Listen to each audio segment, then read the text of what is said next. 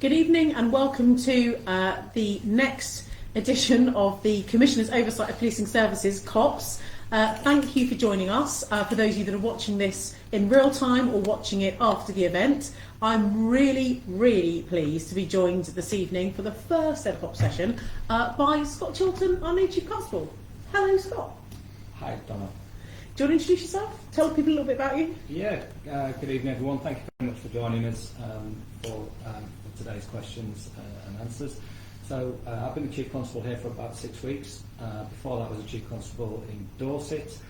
Before that I spent about 28 years in Hampshire doing a whole variety of roles, starting off in Cosham and Portsmouth, but then spending lots of other time in other jobs across the country. So absolutely delighted to be back and here answering questions. So. Thank you very much. Right, okay, for those of you that haven't joined us before, obviously this is an hour-long live Facebook session. All of your questions are coming through to Scott and I on the screen here, so I'll be putting your questions to Scott as part of my oversight and scrutiny role. Please also don't go into specifics about any cases that you've been a victim of or that you're involved in any of the commentary, because it could prejudice a case, and also please be aware that we cannot respond to specific incidents that are also under investigation at the moment. But please do say the area that you are commenting from. So if it's about ASB in Rushmore, please tell us it's in Fleet or wherever it is, because we really want to know that sort of thing. And thank you to the 150 people who have submitted questions in advance of today. Now, whilst people are joining throughout this COP session, the first 10 minutes is always a bit of a warm-up. That's why I ask you to submit questions in advance. I'm going to put a couple of those to Scott now. But just to give you a quick rundown, 150 questions, 27 came in on ASB, 25 on traffic, safety and road issues, 17 on police visibility, 8 on drug-related activity and 8 on theft. And Scott and I are going to do our very best to get through these for you moving forward. Also some things on recruitment, finance, crime stats, burglary, lots and lots of stuff that you've gone through with us, so thank you for that. So the first question I'm going to put to Scott, conversation that we've had several times already in the last 7 weeks, is around non-crime hate incidents. And you will recall that the Home Secretary made a statement about this last weekend. There's been lots of this covered in the public about how police should not be responding to that. But Scott, what's your take on that? It's been very topical for a while. The way I see things, there are plenty of laws that are already in existence for us to deal with hate crime. There is some interesting views about what the police should do. We're not the thought police. I've made it really clear to my officers that what we do is we investigate legitimate hate crime, but we won't be and shouldn't be deploying officers to cases where actually people have just formed an opinion about something.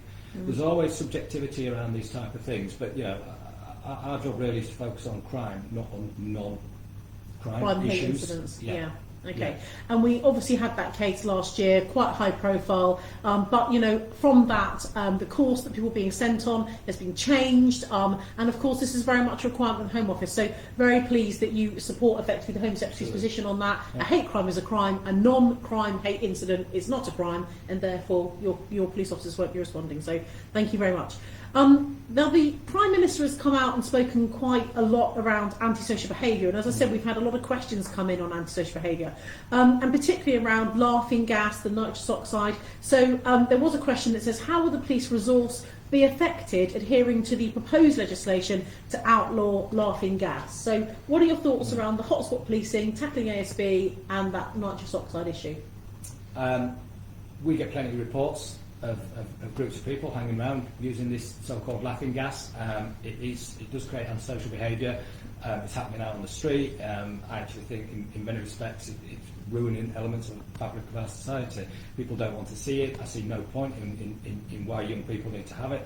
I also feel as though that, you know, there's probably some medical research around the impact on young people putting substances into them that are, you know, untested over a length of time.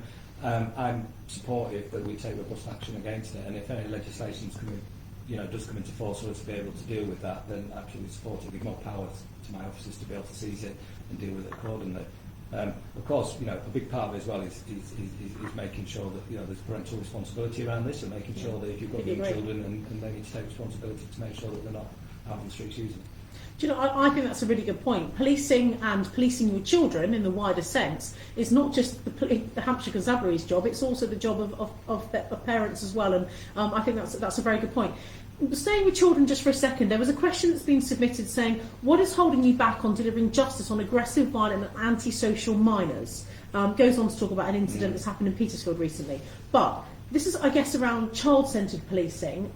What's your thoughts on how you get that balance right? Well, there's been loads of research on child-centred policing and what does it mean, different things to different people. I take quite a traditional view. You know, there are occasions when young people are getting involved in sorts of behaviour that actually they just need to be put in the back of a police car and taken home and spoken to in front of their parents to stop it happening. Yeah. That traditional approach is really important. But when people are committing crime and they're doing it and it's causing harm and hurt and worry and concern to people, then they need to go through the justice system and dealt with accordingly. I think there are sufficient safeguards in place to make sure that we don't criminalise young people and we can divert them and get them the right level of support. But actually, you know, there are some very serious incidents and some very young people commit some terrible crimes. We need to take action against that. So for me, it's not a soft touch approach, but also we just need to be pragmatic about, sometimes it's better just to get the kids in the back car, take them out, speak to the parents when we talk about antisocial behaviour, but deal with the real serious stuff right, tough, proper. Yeah, and I just want to say that as Police and Crime Commissioner, having oversight of what the Constabulary are doing, you know, there have been 12 and 13-year-olds who are arrested and going through the criminal justice system right now for some of these serious offences that Scott has just referenced, including knife carrying, drug taking, burglary even. So, you know, we've seen some of those incidents of 12 and 13-year-olds in the national press over the last 7 days having committed offences. So I'm pleased that you have a pragmatic approach towards that of, yes, we don't want to criminalise kids, but at the same time, if they're committing serious offences, there have to be consequences. Okay, so moving on then, a question around the police degree and around the number of hours spent by police officers in the classroom and what positive effect it's going to have. You've come out very strongly. I think you've got a lot of credit across Hampshire and the Isle of Wight for your position, but for those that aren't aware, do you want to just state what that is? I've been in policing 31 years. I joined when I was 18. I didn't have a degree. I was tutored by some very experienced officers around traditional policing. I learnt the law. I was taught how to speak to people. I was taught that my job was to protect people, keep them safe, and arrest criminals. That applies equally today as it did 31 years ago. Yeah. The police degree programme absolutely has had its merits in terms of some of the inputs in relation to it, but I don't think you need it. I think there needs to be choice. I think there's room for everybody in policing. I want to be able to attract as many people as possible into Hampshire and the Isle of Wight Police with life experience, with military experience, with, you know, new ideas, new thinking, breadth of cultures, experiences, and I think the degree programme has been hindered our ability to be able to do that. And you talked a moment ago about, you know, the number of hours about people that there have been police officers writing essays for hours and hours, often on their days off, often after they've been on a long tour of duty. That doesn't prepare them to be better police officers. The better police officers are actually learning the job on the street with really experienced people. Of course we need to do it in a professional way, and of course we'll do it in the College of Policing to do it in the right way. But, you know, you and I had a discussion about this. We made a very early decision that we were going to be the first in the country. The council building, they are moving out of their main building there, the council, and so we also need to move out as one of their little tenants. So I've just agreed a deal on one of the old banks in the square in Petersfield to open a brand new police station. I've also signed off a new police station to open in Cowes on the High Street on the Isle of Wight, and also Gosport Police Station. We still own that. It is closed. Refurb plans going on. That will be open with neighbourhood policing, responsive patrol, and importantly a front desk. So you will be able to go in and speak to Hampshire and the Isle of Wight Constabulary. And in fact, with Scott's new policing model, what we're doing is looking at every district having its HQ police station, so that wherever you live, you'll be able to go in and speak to a person who is working for Hampshire and Isle of Wight Constabulary, and we're overlaying the geographical map at the moment with where existing police stations are and where new ones will be. Right, I'm going to move on to some of the submitted questions now. So there is a question here from Sam Egerton Kemp, which says, what services will you be providing to Fleet in Hampshire? Well, that would be all policing services, Sam, to be honest with you. And when will we be getting a police station back? Well, as I say, we're doing that overview to look at locations where we've got gaps. There'll be more information coming forward in due course. Councillor JC Chrissy, hello JC, I do know JC, keen on the Petersfield angle in answers related to, well, as I say, Petersfield, information coming soon. I'll make sure that I let people know the date and it will be officially opening. Moving on to Grant Baker, hello both. Is there anything you're going to do about under 16s committing crimes? I think Scott's kind of covered that one. There is some youth diversion stuff. I do spend nearly £10 million a year on charities and third sector. A lot of that is to youth diversion. Don't know if there's anything you want to add on that, really? Yeah, I mean,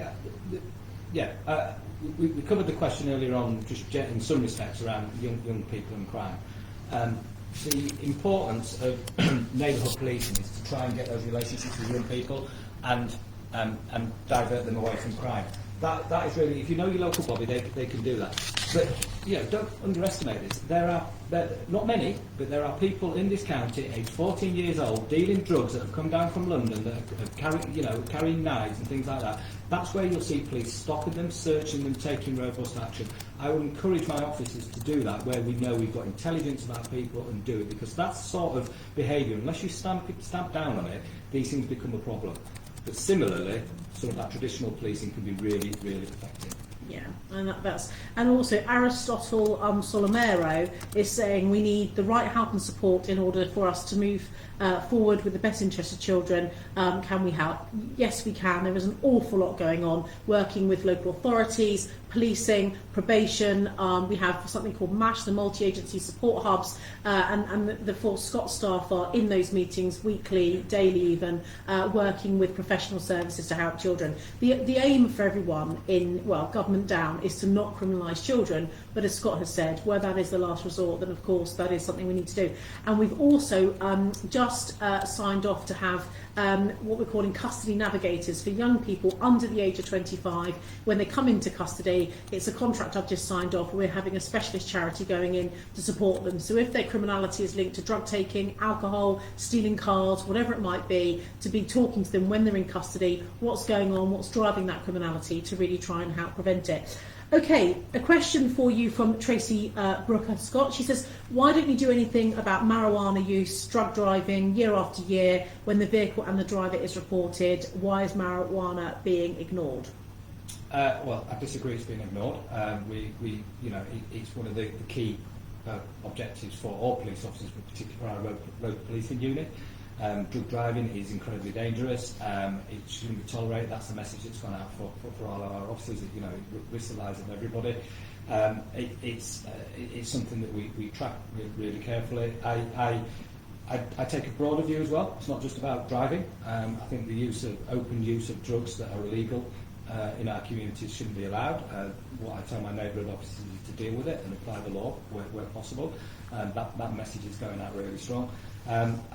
There's always more that we can do in relation to it, but drug driving is the sort of same problem as drink driving, but here we are in 2023 with better technology, better ways of detecting it. I'm not naive. I do know it goes on.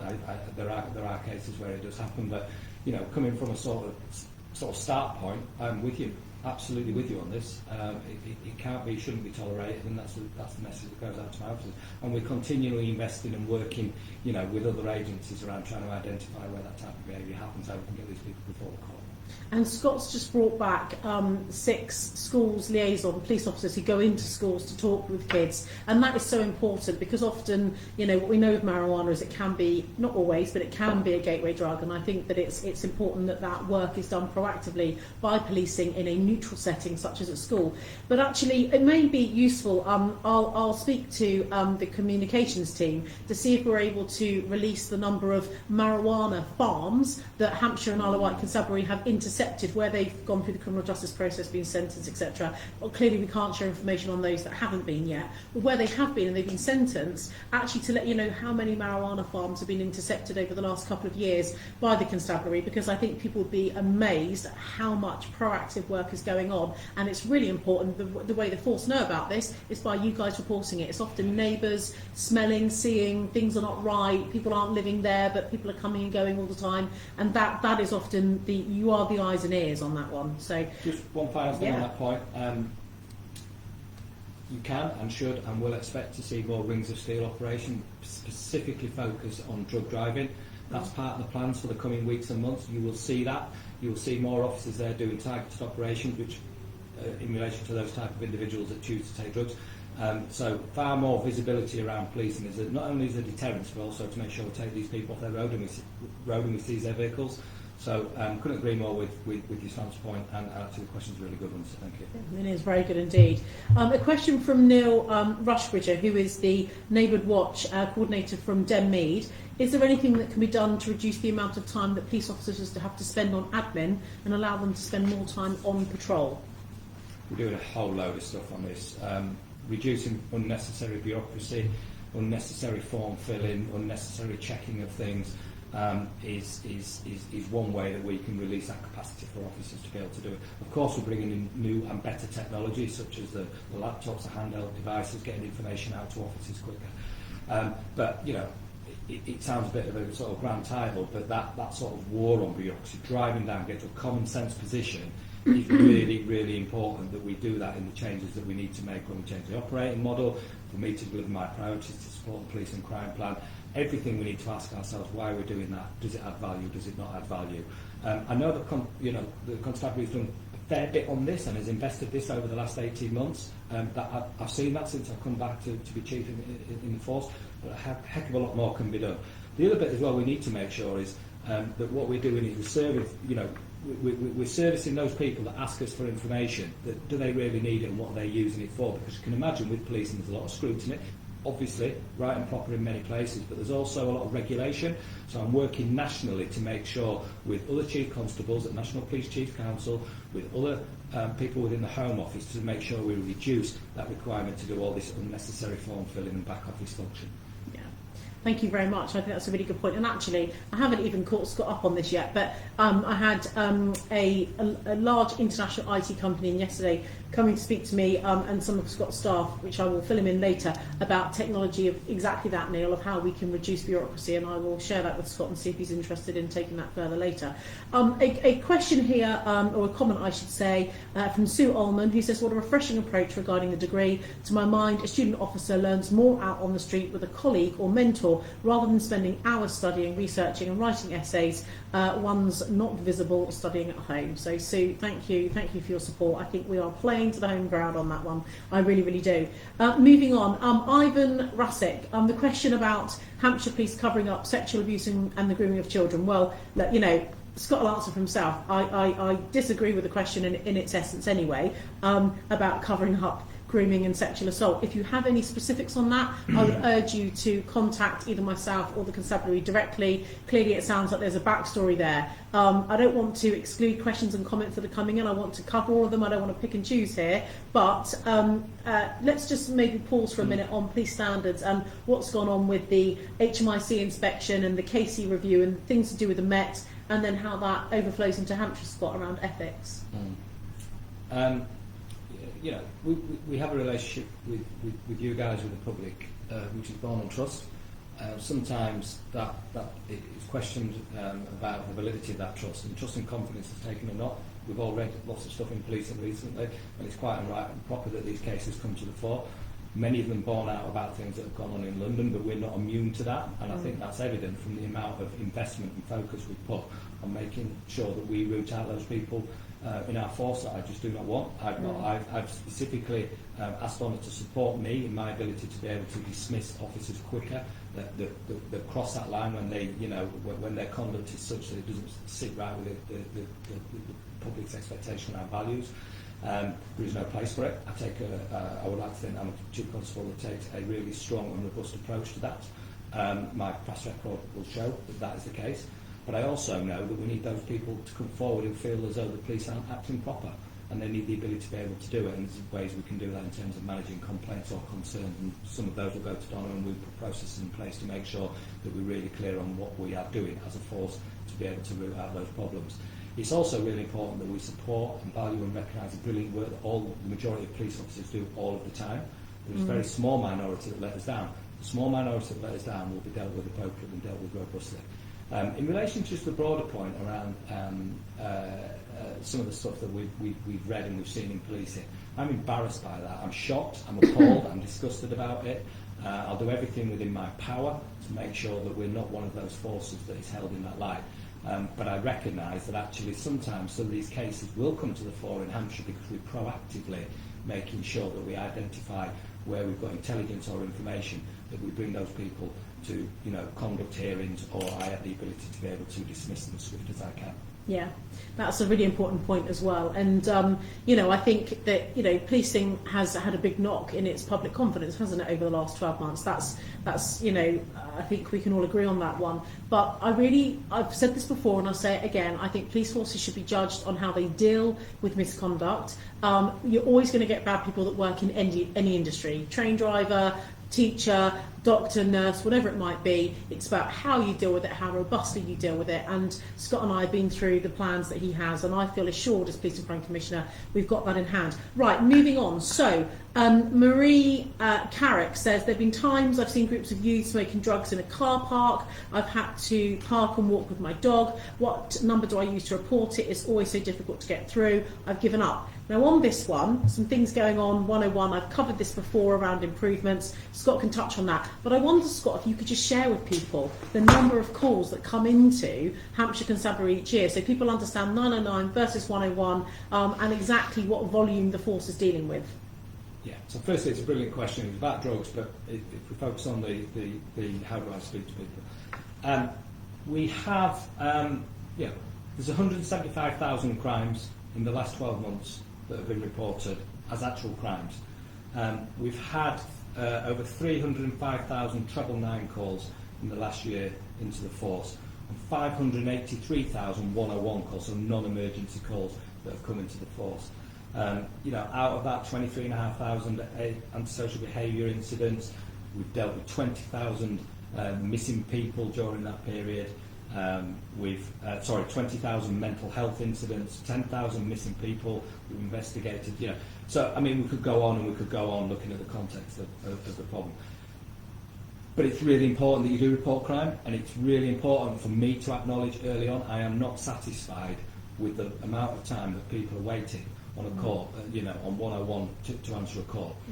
I also think there are sometimes we're getting contacted by people that really shouldn't be contacting the police because they are in effect wasting people's time, wasting our time, and putting the other members of the public at risk by clogging up and reporting incidents that are for other agencies to deal with, or they're just messing with the system. So we need to be really clear on that. Not every call that we get is a call that requires police deployment, but when you do need us, you should have someone be able to pick up the phone and speak about your problem. It's right up there at the top of my list to sort this. It's not an easy fix because there's some changes I need to make to technology. I need to get some of the right staff into some of these roles to support the volume coming through. Since COVID, there's been an explosion of demand into policing as society's got back to normal and people's behaviour has gone in a slightly different way in some respects. So I can't emphasise enough. The Commissioner and I speak about this all the time. I'm being supported by the Commissioner to try and make the changes so that we can, be more responsive. It's also important that we make the right information available to people through websites, through the use of automated process when they don't really need to speak to someone as well. But we need to be able to manage demand effectively, prioritise those calls that require an urgent police response, but also we need to be honest and say we're not where we need to be with this. We need to fix this, and I understand that. It really is one of the top priorities in the force right now. I cannot stress that to you enough, and that's why by following the Constabulary's Facebook page and social media, Twitter, my Facebook page, you will be getting updates on this in due course. Please bear with us. And also, just finally before we move on, the number of calls or the demand on policing services for mental health, which again is not a policing function, it's a health function, but because of the lack of mental health support out there, how many calls are you getting in on the mental health demand? Because that's enormous, isn't it? Yeah, I mean, the calls are huge, and often police officers getting deployed to situations where they're not the best people to deal with it because they're not trained in dealing with complex mental health issues. Yeah. And it extends into other, there are issues around, emergency medical care.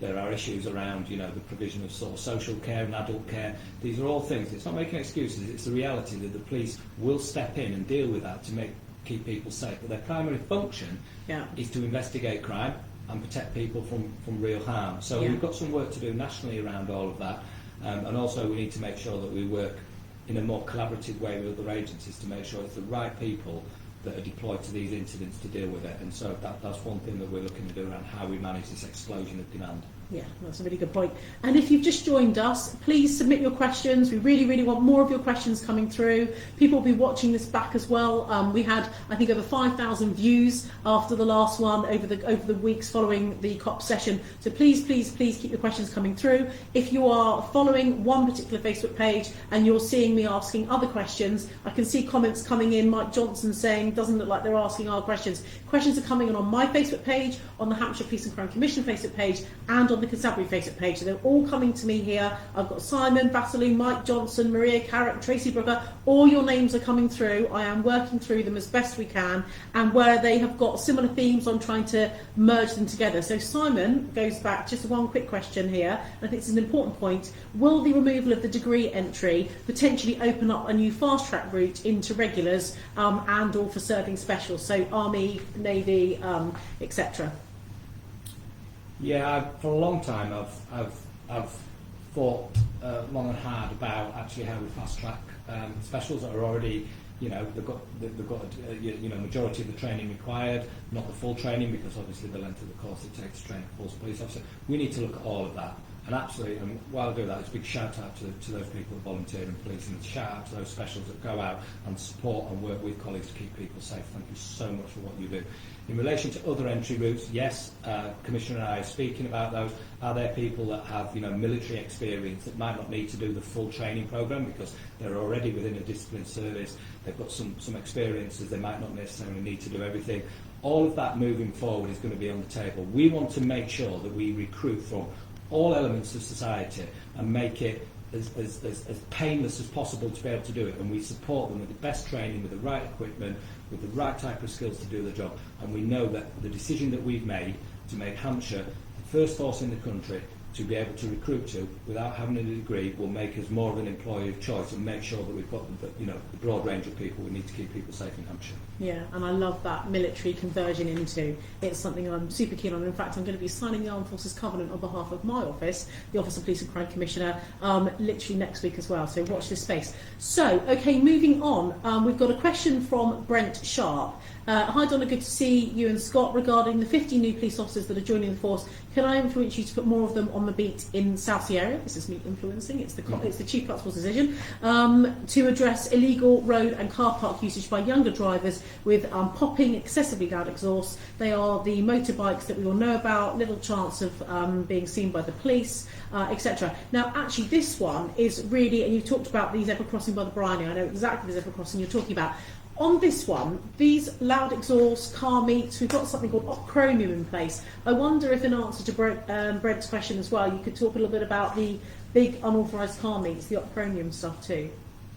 Yeah, I can't, when I came back into Hampshire as the Chief Constable, I was presented with what we're doing about chromium, which is these illegal car meets, the way they describe it, and how much they're sort of upsetting people and also really can be quite dangerous. And so the force has had a response around doing it. It was working over Easter, there was a car seized, there were people investigated for offences to do their vehicles. But it's antisocial behaviour using a vehicle. For me, it's part of neighbourhood policing, but also with these dedicated operations, we can target certain locations and make sure that we interrupt them and disrupt them. And where possible, we can take people to court for these offences. So it's not a moment in time. I fully recognise it. I think as we enter the summer, there's potential for more of this to happen, just because of the nature of these car meets and when they take place. I have heard this on many different sources about the concern that it's affecting certain communities. So I've already had a briefing about it. I'm satisfied that there's an operation in place to be able to respond to it. I want to be able to extend that throughout the summer. I want us to be able to use our powers more effectively. I want us to be able to seize vehicles, and we can, where offences are being committed. But also there's an educational element to this, because there are occasions when some people just do not realise the impact and harm they're having on communities. So we need to look at that as well and make sure that we try and stop this happening in the first place. But it's something I'm not I'm not unfamiliar with. Yeah. Thank you very much. We're halfway through. If you've just joined us, please keep submitting questions. We've had a couple of hundred people now watching throughout the first half an hour, hoping many, many more will join as well. And as I say, please keep your comments coming. A question from Councillor Steve Foster, who is from the Hart area. It's a question around problem people locally who cause misery for people who live nearby. Is there more that can be done working with social services to either stop unacceptable behaviour or including, ankle tags, control orders, etc. So that's probably ASB and other crimes, but working with partners. Thank you. It does require a partnership approach to be able to deal with people that have, ongoing problems in their lives, that keep repeating those ongoing problems and causing misery for their communities. Sometimes it absolutely requires the police to take enforcement and direct action. I absolutely, make that clear to my officers. Part of the new model, we're going to have neighbourhood enforcement teams where we take direct positive action against those people, where you'll see officers in those communities, particularly those prolific offenders, the chaotic people, because it actually is a small minority of people that cause a lot of the crime. The other bit around it is to try and stop these people in the first place and divert them away. It's not the role of the police to be able to do that. We have community safety partnerships where we sit alongside other agencies, housing associations, social services, health, police, education, some voluntary organisations, where we look at the individual and we try and get them out of the rut that they're in and try and get their lives rebuilt. I'm saying it's not the police to be able to do that, but we're part of that system. So changing to this new model, far more locally focused, knowing who these local people are, having your local neighbourhood officer and your police officer or your PCSO that understands where these people live and the ability for people to be able to come and explain their problems about the impact it's having on their lives, if we're in a house or location of Surrey Street. We will take more direct action against these people, but similarly I expect other organisations to work more effectively to try and keep all of our communities safe and confident that they can live there, work, and their children can be safe. So there's already a system in place. We just need to gear that up to make sure that antisocial behaviour absolutely is in everyone's mind. And the reason that Scott is changing the operating model of the force, moving to this geographical policing model, is because you have told me and him, but particularly me over the last 22 months, that you want more visibility, you feel frustrated when you report crimes, you don't get feedback, you don't feel the police respond appropriately. So bringing back that geographical model so that your district policing commander, let's say if you live in Havant or Gosport and Fareham or Waterlooville or wherever it is you live, your district commander will be able to control the policing resources in that area, not just the neighbourhood policing teams. Susan, Susan Compton's asked a question about when will we reopen Totton Police Station, 30,000 population locally, expanding residents, many find it difficult to report crime. Susan, you may have missed the very beginning of this COP session. We did talk about the police estate. There is a review being done around Scott's new policing model, where the police stations are, and we're going to be bringing information back in due course. Totton is an important police station. It's got a lot of stuff going on there. We've got a health centre right next door, and I have met with the New Forest District Council about that police station quite recently. So yeah, information coming back to you very soon on that one. Tracy Booker says, I found that non-urgent online reports do work well. So don't forget, as well as phoning 101, you can also, non-urgent stuff, Google Hampshire Constabulary Report a Crime, go on there, pass it through. Please trust me, it ends up with the same team. It doesn't go somewhere else. It gets given the same level of priority if people are phoning on the 101 service. And we are going to be bringing you some information and recording a short video on how contact management works, and I'll be posting that on both of our social medias very, very soon so that you can see that as well, taking you on a journey on how contact management works. Nick Beach says, I had 14 excellent years with Hampshire Constabulary before transferring, and well done to, I think you're doing a great job as Chief Constable, sir, well done, and keep up the excellent work. So thank you, Nick. Maria Carrick says, so it's not worth reporting it then. No wonder these kids do what they want. They are going to drive off like idiots while drugged up. The government needs to pour more money into our police service. We are becoming a lawless country. I think that's around the drug driving. Maria, I get the frustration, I really do. And please be aware that all police cars, response patrol cars, have swab testing for in the mouth. That's how you test for drug driving, as you blow into something for alcohol, for excess alcohol. But police cars do have that. They are randomly stopping and searching, and they are obviously testing driving as well, aren't they? We have covered that point. Susan Linden says the 101 online form for reporting ASB seems to have been changed and improved. Would it not be a good idea to promote it and encourage more to use it? Yes, it would. We can certainly do that. We have the Chief Constable here, so I can work on that one for you.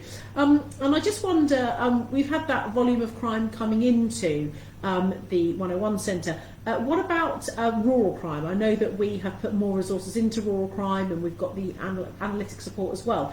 Anything around the rural crime that you wanted to talk about, Scott? Yeah, I think there's a feeling, and quite understandably, certainly from rural communities, that there's been a withdrawal in many respects, particularly as beat houses were shut over the last couple of decades.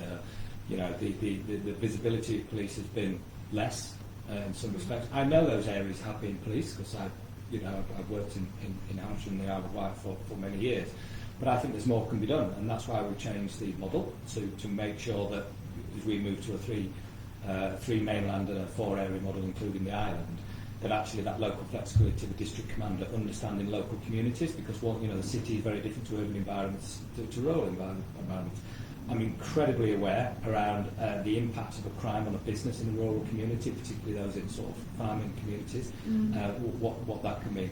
So we're in the business now of setting up rings of steel, dedicated operations, beefing up our rural crime team, but working alongside neighbourhood officers to make sure that not only do we give the right sort of advice for people to keep safe and feel safe, but also they see more operations in there. Also, one of the things that we're discussing, Donna, is about we might not have a big town or somewhere where we can open a police station, but we know there are locations where people need access to the police. So looking at, is there some sort of mobile police van, a bit like a library van, that we can put in those communities where people can come at certain times of the week and either report crime or give us information or get some advice around how to keep people safe. I also, in terms of, I'm really clear, we don't put all the resources into the cities and the high harm thing. I'm making a requirement of my staff to make sure that we investigate particularly, non-dwelling crimes in areas where, businesses are directly affected, where equipment will be stolen, or there is, horse, hair coursing, or there's other sort of livestock. I'm quite encouraged by the work that the rural team are doing, but I think there's more that we can do, particularly more proactive. I also think we've got a responsibility to tell people what we're doing, and I think the force needs to do more of that. Not in a showboating type way, but just in a, okay, I get it now, and I understand some of the stuff we're doing. We don't always do that, and I think that is important. So, rural policing, and I used to chair the Rural Policing Board in Hampshire for 4 years when I was here as an Assistant Chief Constable. I don't understand every issue, but I really do understand how important it is, and I've got lived experience of working with rural communities. So absolutely the new model will help us with that, but also the extra investment that you supply, Commissioner, to support rural communities is golden, really, in terms of being able to beef up our response. And the force are now using an app called DISC, where landowners, farmers, etc., can share intelligence around suspicious vehicles, diesel theft, hair coursing, worrying, all those sorts of things. And we've got a new rural crime inspector who started to work for the force for years, one of Scott's staff members, called Kath MacDonald, and she started a couple of weeks ago, taking over from the brilliant Corinne Bishop, who's now gone on to Response Patrol. So good luck to Corinne on her new role. And Tracy Booker is saying that, mental health and the effects on policing really needs to be taken up with the government, as it is a healthcare neglect. Trust me, I have absolutely been doing that on your behalf, and so has Scott through the Chiefs Council. We have pushed back, and in fact I'm really pleased that the Home Secretary acknowledged that the amount of hours spent with police officers responding to mental health crisis, people threatening to jump off a bridge onto a motorway or in front of a train, was so considerable that there was a national audit done on the 26th of November of 6 police forces, and we both pushed, and Hampshire was one of those forces, and that information has been fed back to Steve Barclay, the Home Secretary, and what it has resulted in, please Google this and have a look, it's called Right Care, Right Person, and it means that when there is a mental health crisis, it will not be police officers who should be responding as the first port of call, it should be health professionals, specially trained mental health professionals. And here in Hampshire we ran a pilot last year around mental health ambulances, and that is now being rolled out across the country. Okay, so moving on.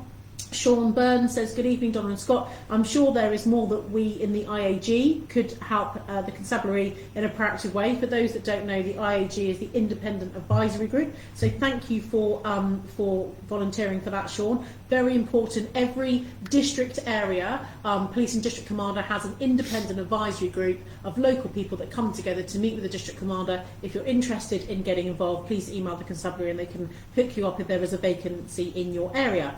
Now, go for it. Firstly, echo Commissioner's gratitude. Independent advisory function is really important that we get that, that outside look about what's going on. I was also delighted last week to meet the Youth Independent Advisory Group, and there's some work that you're doing with the Youth Commission to make sure we get all voices heard as well. And that's the difference that I've seen since I've returned to the force. We need to build upon that. We need to listen to all communities to help us, to challenge us, to support us, to guide us, and for us to feed back. So advisory functions are a great addition to the force. We just need to make sure that we make the most of it, and similarly we invite a true representation of people to help us with that. Yeah, thank you very much. Tracy Booker saying again, I agree, drug use, especially marijuana, more needs to be done. The more police officers we have, don't forget 600 police officers that I pledged back in May 2021 when I became police commissioner. We have now recruited that 600 police officer. Last month, Scott and his team did that. So we have exceeded the government target that we had of 498 officers by 102 to get to the 600, and as of the 1st of April, working together on the budget and all of the money, we've just pledged another 50 police officers, as Scott said at the beginning, getting us back to 650. And I've said this before, I'll say it again, we're in a race to get to 1,000 as quickly as we possibly can, because I want us to have more police officers perhaps even than we need to make sure that we can be as proactive, and Scott and his team can do that. So, going back to Chromium, those going to Southsea with a loud exhaust, travel through Hillsey and the other arterial routes, why can't they be dealt with before they enter Portsmouth? Well, Susan, they're not all committing offences when they're driving in a sensible, law-abiding way into the city. Often with these exhausts, you drop your clutch and you rev, and then and that's how you get the backfire. So they can be driven in a way that doesn't aggravate or cause ASB. There is an awful lot of work going on. As Scott has said, his team have a specialist operation on that one. So moving on then, great idea to have training on the job. The degree entry was not the best way to get the best potential recruits. Also great to see police stations opening. Public need to see the police more. Yes, they do. Thank you very much, Nick. That is a good point. Bill Channing, great news regarding the change in recruitment. Unfortunately, the feed dropped out for a little bit. We'll discuss that. I'm aware we lost signal for about a minute. Sorry about that. So Bill Channing, you were discussing the changes around the recruitment. Can I just ask that if any change to recruitment actually involves face-to-face interviews? And he says, good evening, Scott. Face-to-face interviews, you will have read in the press. Good evening, Bill. You would have read in the press about some forces not necessarily doing it. We in Hampshire, we will have face-to-face interviews. We've got a proud tradition of recruiting the very, very best police officers. We are going to give them the very best training we can, on-the-job training with experienced people, just a sensible discussion with people, over and above all the tests and things that they have to do about their motives for joining police, what they're passionate about. Public service has to shine through. So, yes, we are reintroducing face-to-face interviews as mandatory. I've made that requirement since I was here 6 weeks ago. It's going to happen. Thank you very much. Mark Stock says, are you confident that operational policing policy around stalking and harassment is being applied without bias or prejudice? So I'll let you answer that one, and then I'll give an update on stalking prevention from my side as well. I'm not sure the context of the question around prejudice. Stalking and harassment, there's degrees of that, and all of which potentially have a poor outcome at the end of it. Loads of training's gone into stalking and harassment. We measure it, we track it. There's all sorts of systems and processes in place where, because there are some people, serial offenders, who go from relationship to relationship and leave sort of devastation behind them. I'm not aware of the context of the question about without prejudice, so I can't really help with that part of it. Yeah, fair enough. And I bid for 2 big pots of money to the Ministry of Justice. I was successful on one of them, almost £500,000, and this is around designing a stalking advocacy support for people who are perpetrators of stalking. So When I became Police and Crime Commissioner, there was a lot being done in terms of supporting victims of stalking, as you may expect, but not really a lot happening in terms of preventing stalking happening in the first place. And from my perspective, the best way you can help a victim of domestic abuse linked stalking, or even stranger stalking, which is much rarer, but it does occur in around 15% of cases, is to tackle the offending behaviour in the first place. Then you don't end up having victims. So we have just secured this money. We're going to be going out on a procurement process. We've got some other things that are going on, working with some of our domestic abuse charities, but actually turning it around so we're spending more money on prevention, but also still spending some money on supporting victims as well. It's a horrible crime. It literally affects people's lives. They have to leave their homes. It can be terribly, terribly distressing and upsetting, and actually very often linked to mental health with the offender of the crime as well. Okay, so moving on from that one, a question from John Greenfield around non-dwelling crime. I wonder if he means non-dwelling burglaries, but I wonder if you can give us an update on the tackling the issues around burglary and non-dwelling as well, and what the force response rates are at the moment on that. Because we committed for 100%, didn't we? On I think we're about 98% in attendance on dwelling burglaries, house burglaries. I've always taken the view that a house burglary is the most invasive personal crime that can happen. And even before there was sort of some central diktat around it or view held around it, I've always adopted a view that we will attend all burglaries. We will investigate all burglaries and identify lines of inquiry. Within that, of course, there are some cases where things are reported as burglaries that don't quite transpire to be that way. In certain residences, certain locations. But we investigate burglary. It's one of the highest priorities for the force to be able to do it. Non-dwelling burglaries, what we talk about is sheds, we're talking about outbuildings. Of course, we can't necessarily attend everyone and look at every single instance. That would be, that would take our resources away from dealing with some of the issues around sort of violence, child abuse, dealing with sex offenders. But there are cases where certain businesses are targeted, or certain people where it's high value or has a certain impact. You've got an elderly person that might be worried about it. I'd expect my officers to go and deal with that and consider all of those things rather than a sort of blanket approach to be able to do it. So, in summary, burglary is massively important. I think we're about 98% attendance now. The 2% is probably a reason for that. We need to have a look at that, but that's the approach. We will investigate. Traditional policing means there's often lines of inquiry there. When it comes to non-dwelling burglary, we need to look at the victim, the circumstances, the context to do it, and then see actually whether there's a realistic chance of being able to identify someone. But with the increased resources that we've got, more locally focused, more CID officers locally based, I expect us to do more of that. Thank you very much.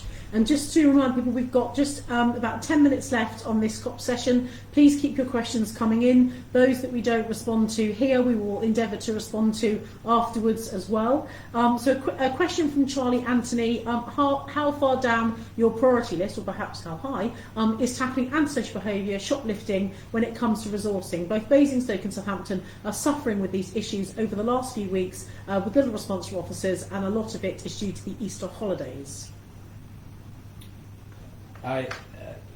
Shoplifting's not a victimless crime. We all we're impacted that in many ways, and there's people that work in those shops that see it, can see it every day. Particularly those sort of professional shoplifters that go in there and the same old faces.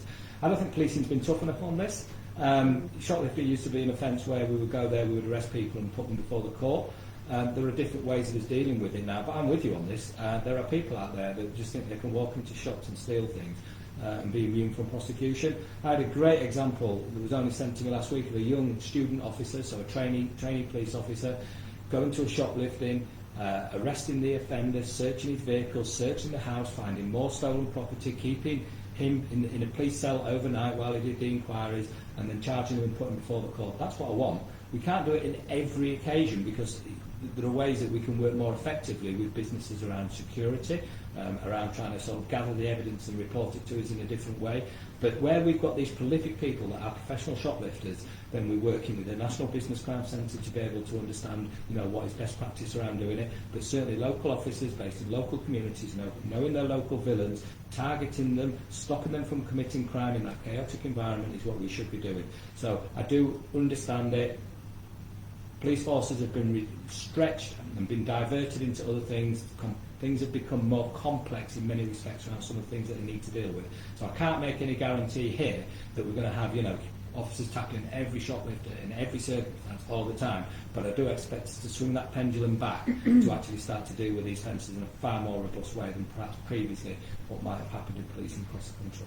Yeah, and that's a really fair point. An acknowledgement that perhaps hasn't been done as it needed to, but also well done to Southern Cooperative, who are running a pilot in conjunction with Portsmouth City Council and Hampshire and the Isle of Wight Constabulary and the Probation Service to refer long-term drug addicts and alcoholics who are constantly shoplifting, sometimes hourly, onto drug and alcohol rehab programmes, sometimes residential, paid for by the co-op, and I've been very involved in that. Andy Dean asked a question about why put cameras up. I'm assuming he means CCTV cameras if they're not being monitored and dealt with when the crime happens, and it's related to youth crime and a gang of lads in Portsmouth. And on a similar question around cameras, I'm just going to merge these two together. Joshua Wayne is saying, will there be any consideration into funding for Victor Golf CCTV in Fareham and Gosport, or speaking to the councillors about it? Because it's been switched off, it was 24-hour monitoring, it helped with drunk drivers, etc. I can cover something around the council bit on that bit, but just around the sort of CCTV, the importance of it, and, well, in the city in Portsmouth, I know it's monitored 24 hours a day, but anything you wanted to add around that sort of youth crime in the cities particularly? Yeah. I mean, the use of CCTV is patchwork. It depends on local council, local arrangements where to do it. The police don't provide that and solely fund that. That has been alluded to in the question. It's something that we do in partnerships, through community safety partnership and other arrangements that we have. It is recorded.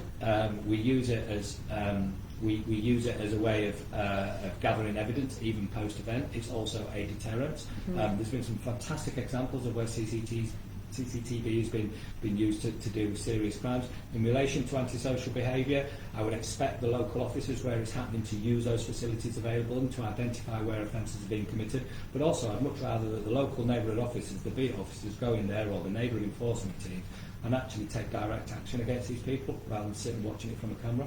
Yeah, thank you very much. That's a good point. We've got 5 minutes left. Just to cover some of the others, so Councillor Karen Lucioni, Community Safety Cabinet from the Isle of Wight, has asked Donna, what do you think about the PM's ASB plan? Karen, we've covered that one, my lovely. Go back to the beginning afterwards and you'll be able to see we did talk about the ASB hotspots, but very happy to catch up with you when I'm on the Isle of Wight in a few weeks. But Scott and I have spoken about that one right at the very beginning. Also, someone else asking about police stations again and the localities. Information coming soon about that one. We've got over 300 people watching now. Thank you so much for joining us this evening.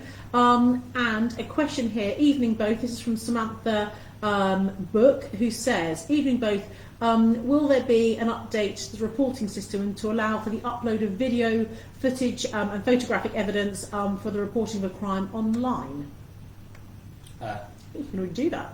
Yeah, you can already upload it. Yeah, you can, as far as I know. I need to look at the detail. I'm not overly familiar if there are certain restrictions or constraints. I know there is some sort of guidance around it, and there were some technical issues with sort of how much information you could receive. But I think a lot of those have been overcome. I'm not overly familiar with where we're at this particular point. When it's video, because Scott's just come from Dorset, and obviously every force does it slightly differently, but when you have, let's say, CCTV footage from your Ring doorbell or from your CCTV at your house or from your phone, what will happen is that the constabulary will send you a link, and then you upload it onto a link, and then that then uploads it to the investigation team. So that's how it happens. There's also a really good brilliant piece of kit that we're one of the first police forces in the country to use, and that's Good Sam. Do you want to talk a little bit about so Good Sam is basically, if you're, let's say you're out and you're observing someone drink driving or a shoplift or a fight in a pub, you phone Hampshire Constabulary on your mobile phone, and they say to you, right, is the crime happening right now? Is it a crime in action? Yes, it is. Okay, we're sending you a text right now. Can you click yes on the text when it comes through with the link, and we will then be able to access your camera. It says allow, it pops up on your screen, and then the control room can see through your mobile phone exactly what's going on with the fight in a pub. Through your mobile telephone, they're also recording that data so it can be used in evidence. And we're one of the first police forces to trial this back in the summer of last year. Another great thing that we're using is the video response recording for domestic abuse cases, because very often with domestic abuse cases, people don't want a police car turning up outside their house. And also, if you're someone who wants to report an incident perhaps in your partner's at work, or out of the house at the gym or whatever, a police car turning up is not always ideal. So we can now do this on video response from Scott's control room, which is absolutely fantastic as well. And Scott, I've got a final question I just want to end on. We've got 2 minutes left, and thank you so much to everyone for joining us. But one final question. Between us, our family have served in Hampshire Constabulary loyally and continuously from 1965 to 2021.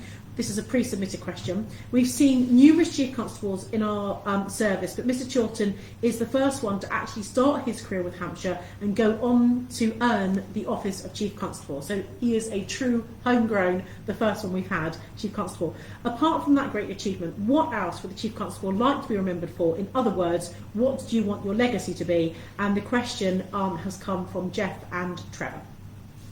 Okay. Great question, thank you, Jeff and Trevor. It's not about my legacy; it's about doing the right thing for the communities. Been in policing for over 30 years. I have seen some brilliant work by some brilliant people, and that has often been about catching the bad guys. It's been about making sure that our communities feel safe, that they understand and know what we're here for, that they trust their bobbies on the beat, they can connect and engage with their local community, they can go into their local town and report a crime, but also they see the police take direct action against those criminals that are causing misery to many people. If I can get the police service in a position where all of our communities across Hampshire and the Isle of Wight know that they've got a police force that's tough on crime, that will be there to protect them, but also that they're listening, kind and compassionate when they're victims of crime, that's exactly what the legacy I would like to leave. And I think that is outstanding. You know, what do we all want? We all want our communities to be safe. I want people to think of Hampshire and the Isle of Wight Constabulary as the very best police force in the country. There are 43 police forces. I want to be known as a police and crime commissioner that acts, that cares and that listens and responds and gets stuff done when I say I'm going to do it. And for our Chief Constable to be leading the way nationally, as he already has done recently, on ending that police degree and on bringing forward the new alternative non-police degree entry system, including for the armed forces. So thank you so much for joining us. Over 300, probably collectively nearer 500 if you think about those that joined, stayed for a bit and went. Thank you so much. You can watch this back in your own time as well. Any questions we haven't got to that are of a different nature that we haven't already covered, we will endeavour to do for you. Please stay tuned. We're going to be doing these once a quarter. Keep your comments coming in, and if you need any help and support or you need to report a crime, then please contact Hampshire Constabulary. Thank you very much. Good evening.